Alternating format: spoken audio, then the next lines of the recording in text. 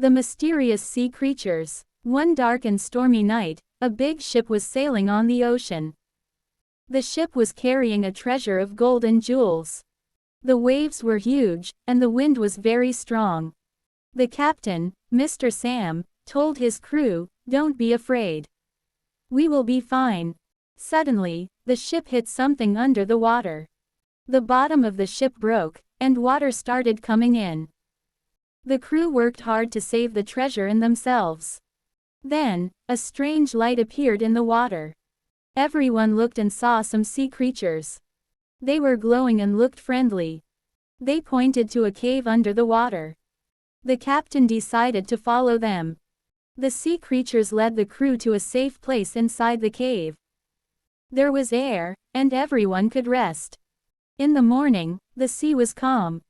The crew fixed the ship using things from the cave. The sea creatures also helped by bringing back the treasure.